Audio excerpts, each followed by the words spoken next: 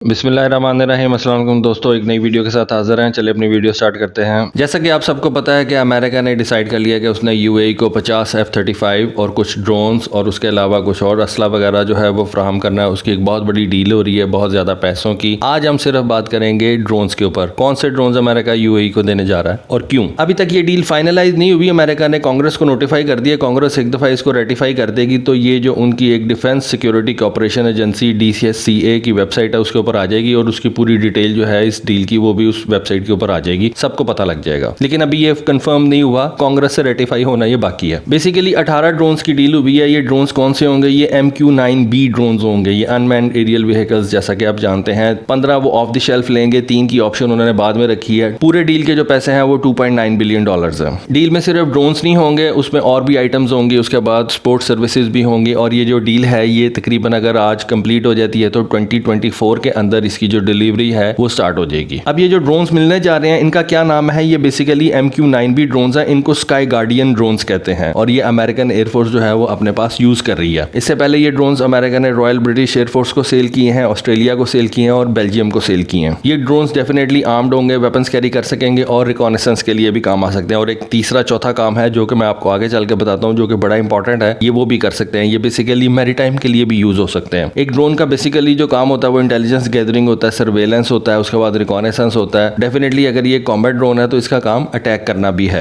लेकिन आज जो हम इस पर्टिकुलर ड्रोन की बात करेंगे जो कि यूएई को सेल किया जा रहा है, उसमें एक इजाफी चीज जो है वो है उसकी मैरीटाइम सर्वेलेंस। मैरीटाइम सर्वेलेंस के लिए उसके ऊपर एक सरफेस सर्च रडार भी लगाया जाएगा। इसको जो जनरल एटॉमिक्स है, जो जिस कंपनी ने इस ड्रोन को बनाया है, MQ-9B रीपर इसको कहते हैं, जिसने इस ड्रोन को बनाया है वो इसको सी गार्डियन कहती है। वो जो पहला जो उसका एयरफोर्स वाला वर्जन था वो है स्काई गार्डियन, लेकिन ये जो इसका मैरीटाइम वाला वर्जन है इसको आप कन्वर्ट कर सकते हैं सी गार्डियन के अंदर भी। ये जो यूएई ले रहा है ये basically see guardian version I believe के ले रहा है और इसके अंदर मैरीटाइम सर्वेलेंस रडार भी होगा। शायद आपको पता हो कि ये ड्रोन कुछ दिन पहले अमेरिका ने ताइवान को भी सेल किए हैं, सिर्फ 4 के नंबर में सेल किए, लेकिन ताइवान है ही छोटा मुल्क तो उन्होंने ताइवान को भी सेल किए हैं और ये चाइना के अगेंस्ट भी ताइवान यूज करेगा। F-35 तो इंपॉर्टेंट है यूएई के लिए और अमेरिका के लिए भी, लेकिन ये ड्रोन्स जो है ये भी बहुत ज्यादा इंपॉर्टेंट है अमेरिका के लिए भी, यूएई के लिए भी और जनरल एटॉमिक्स के लिए भी। जनरल एटॉमिक्स के लिए क्यों ये ड्रोन जरूरी है? क्योंकि इस साल जो इस वक्त अमेरिका ने अपना बजट दिया है, पेंटागन ने 2021 वाला, उसके अंदर अमेरिका ने सिर्फ ये 24 MQ-9B का ऑर्डर दिया हुआ है जनरल एटॉमिक्स को। और ये जो 24 जहाज हैं ये 21 के अंदर यानी कि 2021 के अंदर जनरल एटॉमिक्स जो है यूनाइटेड स्टेट्स एयरफोर्स को डिलीवर कर देगी और उसके बाद जनरल एटॉमिक के पास इन ड्रोन्स का कोई ऑर्डर नहीं है, यानी कि जो उसकी प्रोडक्शन लाइन है ये बिल्कुल स्टॉप हो जाएगी। और कोई भी कंपनी ये नहीं चाहती कि उसका एक इतना जबरदस्त प्रोडक्ट हो और उसकी जो सेल है वो स्टॉप हो जाए। इसकी वजह से मैं सोचता हूँ कि जनरल एटॉमिक्स जो है वो भी पुश करेगी अमेरिकन गवर्नमेंट को और अमेरिकन कांग्रेस को कि इस डील को फाइनलाइज किया जाए और यूएई जो है ये 18 ड्रोन्स कम से कम परचेज कर ले। अब ये जो सी सर्वेलेंस की बात मैंने किया है ये क्यों जरूरी है? इसमें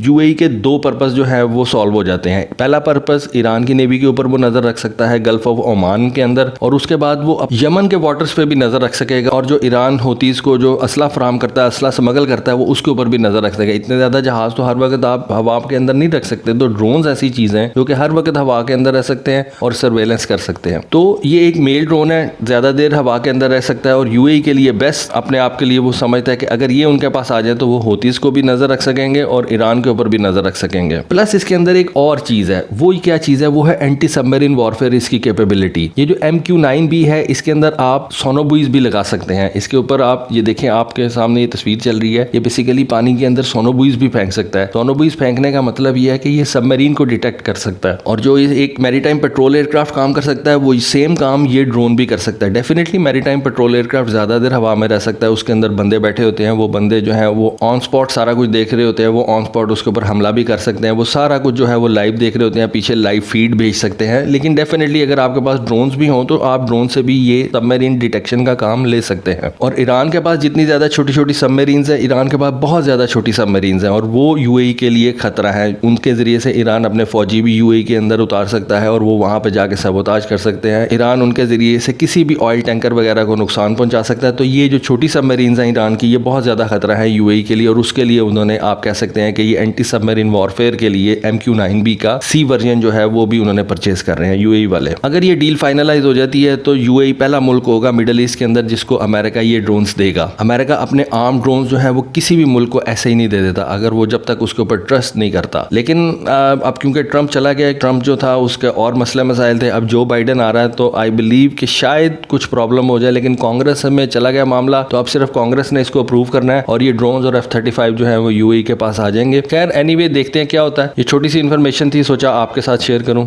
थैंक यू, अल्लाह हाफिज।